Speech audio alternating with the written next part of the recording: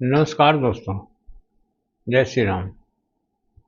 आज का टॉपिक आज भी हम उसी टॉपिक पे बात करेंगे।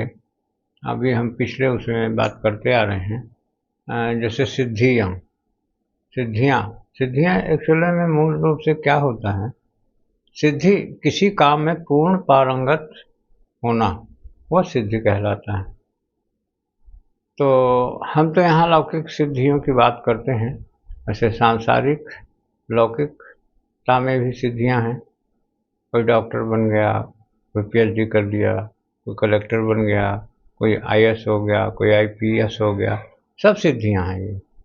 इसी प्रकार की कुछ और सिद्धियां हैं। जैसे आपने नाम सुना होगा दिव्य दृष्टि। दिव्य दृष्टि, जिसके पास दिव्य दृष्टि नामक सिद्धि है तो वो क्या करेगा? माने वो जिसका भी चिंतन करेगा उसके बारे में सारी चीज़ें उसके समक्ष हो जाएंगी। सारी चीज़ें, सारी बातें उसके समक्ष आ जाएंगी। दिव्य दृष्टि। उसके बाद वाक सिद्धि। वाक सिद्धि क्या है?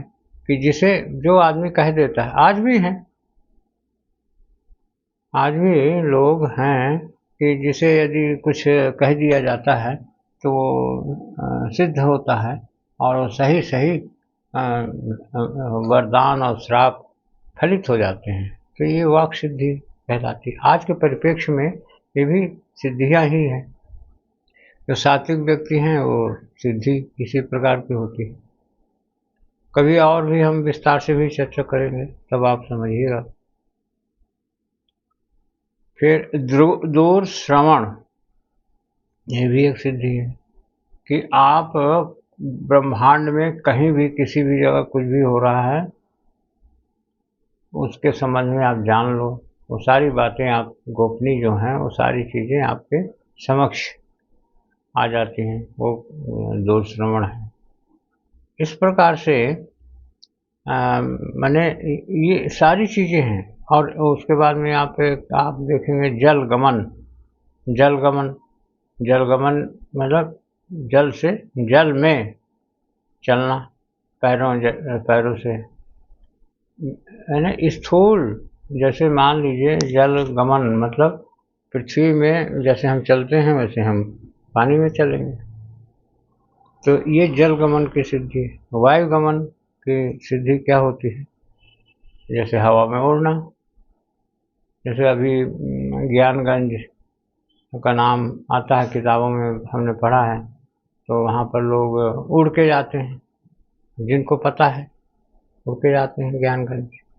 और उस कितना सत्य है कितना गलत है, लेकिन सत्य तो है ही, लेकिन फिर भी हम ऐसा कह सकते हैं कि हमें नहीं पता है। जो पता है पता नहीं कितना पता है, लेकिन सत्य है ये बात। तो वो है क्या? वायुगमन। उसके बाद में फिर कायाकल्प। कायाकल्प क्या है? कायाकल्प ऐसा है कि शरीर हमारा जैसा भी हो, हम इसको अपने ढंग से इसका हम उपयोग कर सके, वो कायाकल्प होता है। बीमारी ना हो कभी भी, स्वास्थ्य हमारा अच्छा रहे और हम कहीं भी जा सके, कहीं भी आ सकें, पल में, एक मिनट में। ये सब क्या कहलाता है? कायाकल्प। और सम्मोहन सिद्धि। सम्मोहन सिद्धि के बारे में लोगों को पता ही होगा कि किसी को भी अपना बना लेना। इसके बारे में हमें ज़्यादा कहने की ज़रूरत नहीं है। उसके बाद में गुरुत्व सिद्धि, मतलब ज्ञान से आप जब परिपूर्ण हो जाते हैं तो क्या कहलाता है? आप अपने व्यक्तित्व को गरिमा पूर्ण बना लेते हैं, तो वो क्या कहलाएगा? गुरुत्व सिद्धि। उसके बाद में आता है सर्वगुण संपन्न। सर्वगुण संपन्न, इसमें हर प्रकार की चीज़ आती है। कोई ऐसी दुनिया में ऐसी कोई चीज़ नहीं जो गुण आप में ना है, वो ऐसा सर्वगुण संपन्न हो जाता है। इच्छा मृत्यु, ये एक ऐसी है कि हम अपनी इच्छा से अपने प्राण त्यागेंगे। जैसे भीष्म पितामह जी को ये सिद्धि प्राप्त थी। और उसके बाद में फिर क्या है, भूख प्यास पे कंट्रोल। हम अपने आप को मैंने एक प्रकार से हम जब चाहेंगे तब भूख लगेगी, नहीं चाहेंगे नहीं लगेगी। तो ये भूख प्यास कंट्रोल, इस प्रकार की नाना प्रकार की सिद्धियाँ, बहुत सिद्धियाँ हैं, बहुत सिद्धियाँ हैं, बहुत सिद्धियाँ। और ऐसा नहीं है कि उनके जानकार नहीं हैं, जानकार भी हैं, लेकिन सवाल ये उठता है कि वहाँ तक हमें पहुँचने की जिज्ञासा होनी चाहिए। फिर हमको सिद्धि संपन्न पुरुष भी मिलेंगे और आप उनका शिष्यत्व ग्रहण कर ये साधनाओं को भी कर सकते हैं। ये सारी सिद्धियाँ साधनाओं का मोहताज हैं, साधनाओं के गुलाम हैं। साधना आप करेंगे जिस सिद्धि के लिए, वो सिद्धि आपको मिलेगी, ये पक्का है। इस प्रकार से हम ये देखते हैं कि सिद्धियों, जैसे कई लोग सिद्धियों के बाबत में सोचते हैं कि हमको मिल जाए, लेकिन इतनी आसानी से नहीं मिल सकती हैं, लेकिन फिर भी मिलती ही हैं।